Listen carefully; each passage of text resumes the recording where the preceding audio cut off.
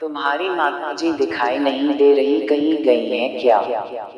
सुबह सुबह घर के दरवाजे पर दूध ले रही शांति से पड़ोस वाले अंकल ने पूछा तो शांति ने थोड़ा सकुचाते हुए कहा, मम्मी जी दीदी शांति की नंद के यहाँ गई हैं।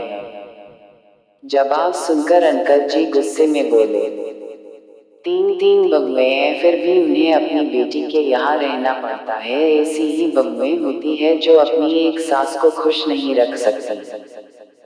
उनकी बात सुनकर जब तक शांति कुछ कहती तब तक वो अंकल जा चुके थे, पर उनकी बात सुनकर शांति के तन बदन में आग लग गई थी। भुना भुनाते हुए शांति अंदर आ गई। शांति को गुस्से में देखकर उसके पति देव ने मुस्कुराते हुए पूछा, क्या हो गया देवी जी, बड़े गुस्से में हो? सुबह सुबह किसने क्या बोल दिया?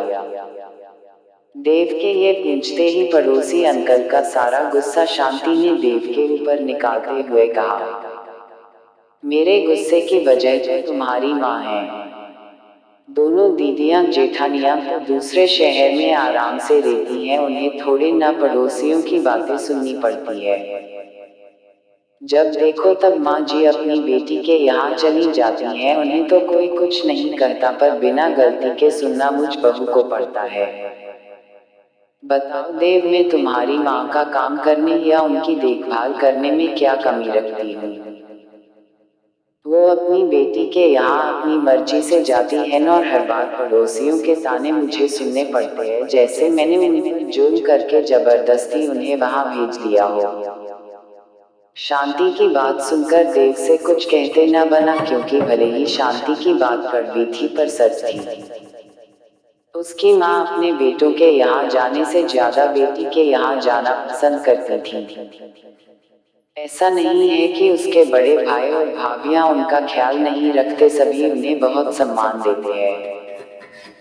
उनके बच्चे तो जैसे तरस जाते हैं दादी का प्यार पाने को, पर दादी तो अपना सारा प्यार अपने नाती नतीनों पर लुटाती हैं। यहाँ शांति उनकी हर बात मानती है, सारे काम करती है, फिर भी वो अपनी बेटी संग उसकी बुराई करती रहती है। पहले तो वो साल में एक आध बार ही दीदी के यहाँ जाती थी, पर जब से दीदी की बहू आ गई थी वो हर तीसरे महीने उनके यहाँ चली जाती, क्योंकि अब दीदी के पास बहुत समय था अपनी माँ के पास बैठ अपनी अपनी बहुओं की बुराई करने का। माँ अगर यहाँ रहती तो सारा टाइम मोहल्ले में शांति की बुराई करती रहती। अभी देव इसी उधेड़-बुन में लगा था कि उसका फोन बजा। फोन उठाकर देखा तो उसकी दीदी का फोन था।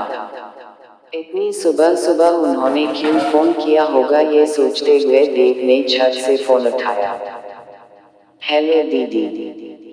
हाँ देव, वो आज रात में मम्मी की बहुत तबीयत खराब हो गई थी, मैंने फोन पर डॉक्टर से दवाई पूछकर उन्हें खिला दी। मैंने उनसे कहा कि वो यही रुक जाए, पर वो रुकने को तैयार ही नहीं हुई, इसलिए तुम्हारे भांजे के साथ वो वापस आ रही है। 10 बजे तुम उन्हें स्टेशन से ले लेना। अपनी बहन की बात सुनकर देव एकदम बौखला सा गया और गुस्से में बोला, क्या दीदी, जब मम्मी सही होती है तो आप उन्हें अपने पास इतने दिन रखे रहती हो, और अब जब उनकी तबीयत खराब हो गई तो वैसी ही हालत में उन्हें वापस भेज दिया। अगर वो वापस आने को बोल भी रही थी तो आपको उन्हें नहीं आने देना चाहिए था। रास्ते में अगर परेशानी ज्यादा बढ़ गई तो आपका प्यार भी दीदी मुझे समझ नहीं आता।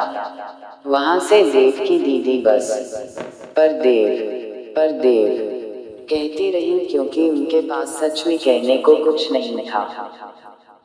इधर जब देव ने शांति को मम्मी की तबीयत खराब और वापस आने की बात बताई तो शांति सारी नाराजगी भूल अपनी सास की चिंता करते हुए बोली, ये जी, हम मम्मी जी से बात कर लेते हैं, रास्ते में वो ठीक तो है, और आप डॉक्टर की अपॉइंटमेंट पहले से ही ले लो ताकि उनके आते ही आप उन्हें डॉक्टर को दिखा सको।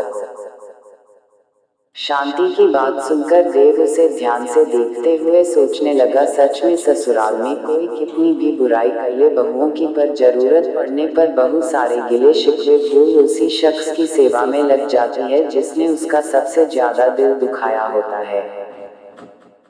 पर अब बस मम्मी के सही होते ही वो उनसे बात करेगा कि वो गली मोहल्ले में शांति की बुराई करना बंद करे, क्योंकि उनकी मन बहलाने को की गई बहू की बुराई खुशी से दीदी के यहाँ जाना भी शांति को सभी के सामने कटघरे में खड़ा कर जाता है।